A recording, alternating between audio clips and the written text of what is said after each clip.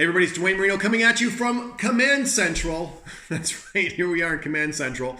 And I really want to give you these insights and ideas to support you and support your people mentally, emotionally, financially, spiritually, whatever this means. I'm probably getting about 20 to 30 messages a day, direct messages through social media, stuff on public posts, text messages, emails from people that I'm in contact with all over North America in various positions, service advisors to dealer principals and everybody in between, on, what do you think is really going on? Where is this going? What do we have to do? So we all have, a cross to bear or a purpose in this thing. And I hope that you've really made a decision to make your purpose to support people somehow. I ask questions. It's what I'm trained to do. And, it's kind of funny. There's a phrase out there called a truther. Well, what is the opposite of a truther? Gullible? A blind acceptor?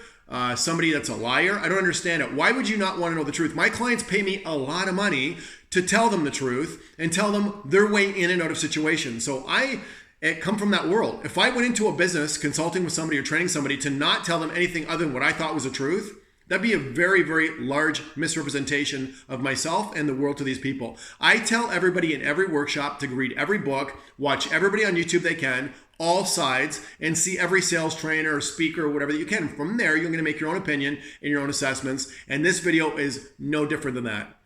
The word incision means to cut into, and the word decision means to cut off. Do you want to keep cutting into people's emotions? Do you want to keep cutting into where people are at right now? We really have no idea what our leaders are doing or why they're doing it or who's behind them or whatever else. One is a drama teacher.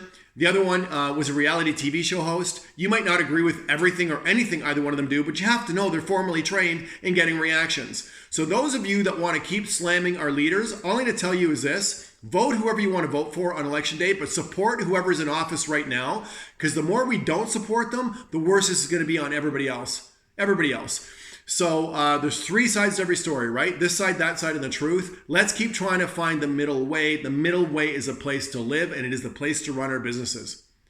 Now, my intention for this video is to give you what I call in my leadership and management workshops an idea between what's productive and what you can control and what's not productive and what you can't control. And some of them on the one side are highly valuable activities you need to focus on. And then we have low value activities you probably want to stop doing. And I've made a little bit of a list here regarding these events in terms of what I'm doing.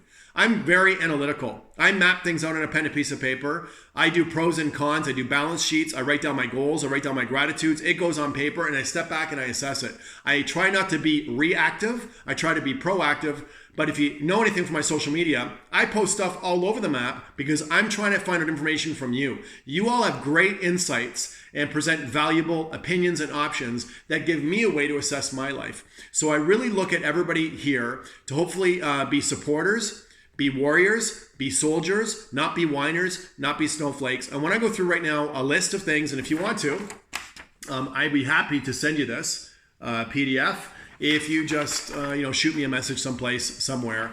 And I want to go through a list of things that I created for myself about 3 weeks ago on what I instantly saw as being highly productive, valuable things for me to do that I can control with my downtime and turn into uptime. And on the low end, very low valuable activities. I want to list these for you here right now. And then you can decide where you want to spend your time.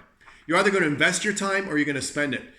An interesting thing here is there's givers and takers, and I can see this instantly on social media. You're either looking to give to the conversation, be a benefit to somebody. I just had a family member, a friend of the family commit suicide. Very successful person, great guy, and there's somebody else I know through another friend that looks like he might be someplace on the edge. You've got to support people. If somebody reaches out to you, help them. The stuff that we are incising into people on social media to make things worse, it's the wrong time. You don't know how people started off in this crisis. Some people already had a very, very small candle to burn, not a big long one like some of us, and they get to the bottom and it's game over. I am way more concerned about the economic and psychological and emotional impacts on people after this than I'm concerned about the virus, at least for myself. That's my own opinion. So yes, it's terrible. I'm obviously supporting them in any way that I can. I'm doing what I got to do.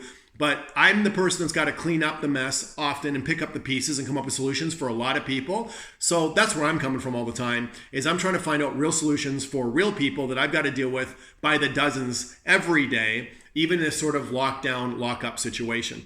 So let me go through some ideas for you right now. And here's the list of what I consider to be, personally, my opinion, a highly productive things you can control that are valuable to you and your situation. The first one is this: planning. Any kind of planning you can do is valuable, short and long-term planning. Strategy, organizing things, building up new ideas. Cleaning is a very productive thing. You kind of put your stuff in order. You get to review where things are at, throwing out old clothes, going through your desks at work or at home, literally physically cleaning your home or your office. That's productive. Checking out your values, readdressing your habits, and analyzing and writing down your habits, when you are back to work or right now. Decision making, lifestyle changes, lifestyle analysis, observing people's reactions. This is a huge one for me. I love observing people's reactions. It's fascinating. Reaching out to current contacts, being of support to them. Looking at your sales process, your physical and virtual sales processes. Taking care of your health, mental and physical health. Studying, reading about health, wealth, and happiness, and following people on YouTube and stuff that do that. Analyzing your own happiness, your own suffering. How does this play out in your business or your world or your family or friends? Communicating with people on what you're thinking in a helpful and supportive way. What are you focusing on? Reaching out to community and helping your community any way that you can. Your church, work.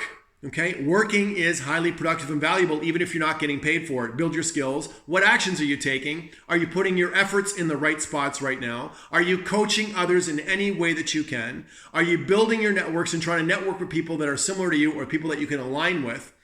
How's your parenting skills going? If you have kids that are out of the house like mine, they're both fully independent right now, still parenting them, believe me. Your relationship with every member of your family and your friends. For me, that is my productive list. I'm looking at this every morning and I'm checking this thing off and trying to stay focused on things in that area. Here's my low production, low control, low value list for myself. And if you're like me, maybe you as well. Okay? Impulsive spending. A lot of people spend because it's an emotional thing. Listen, you're either a consumer or you're an investor. And I can do more videos on this, and I talk about it in my book, Unstoppable Money. Consumers are selfish. Consumers spend. Consumers are takers. They're right now looking at their boss and the government, and they're saying, what can you do for me? What can you give me? Little birds with their mouth open. What can you throw in my beak right now? I'll take whatever you got. At whatever cost that means, long-term to themselves, either debt-wise or, control-wise. And investors are givers. They put things in at a bit of a risk to hopefully get more stuff back out. They invest in their businesses. They invest in their communities and their friends. Make a decision right now. Do you want to keep being a consumer? What's in it for you? Or do you want to be an investor? What can you give? What do they say? Don't ask what your country or company or family can do for you. Ask what you can do for them. That's what I'm talking about there. Wasting time, wasting sales opportunities. These are low value. Bad relationships. This is a great time to purge your friends list on social media. People that clearly don't have your same values. I don't want an echo chamber on my social media, but I'll tell you what I don't want. A bunch of people that don't have an open mind or are negative. If I start a conversation, I'm starting a conversation. You don't have to be on my side, but if it becomes personal attacks or emotional, you're off the list, my friends. Next, fear, unproductive, fear, right? False evidence appearing real. That's what fear is. It makes you flight, fight, freeze. Don't get into it. Your own ego. Don't have an ego right now, my friends. It's a bad position to be in. Laziness, unsupportive beliefs. What do you believe about the world and yourself? What's not supporting you? Let's get rid of them. Negativity, sitting down and just letting the TV stream into your head for hours. Very unproductive. I don't know what their agenda is. I keep up with the times through other stuff, people I follow on YouTube, whatever else. I find TV a complete waste of time. Mainstream media, I'm sorry, is so bought and paid for 20 times over. I watch enough of it to find out what their opinion is and I get off. But I am not opening up my soul and my heart to hours of that hypnotism that's going on the television. Shut it off after you get informed and go read a book or follow somebody else or do what you can. Do some push-ups, do some sit-ups. Bitching, complaining, gossiping. How unproductive is that? Hating, hoping, wishing, and the last one is regrets. I have no regrets in my life. I always make decisions, I think, with the best information I have in hand. Then if I'm not sure what I should do, I go, what's my head say? What's my heart say? What's my gut say? And I go with the 2 out of 3 vote on that. But my friends, there's no point having regrets because I think we just make the best decisions we can at the time for our family, I hope, and I want you to take care of each other. So if anybody's out there right now looking for help, can you help them? If you feel you're getting into an argument with somebody on social media, can you maybe be the one that's going to have the restraint to pull back from it and stop it, or find a way to readdress or recontext that opinion that you're sharing, or don't share it all? Anyways, my friends, this is a really interesting time where characters are built and character is shown.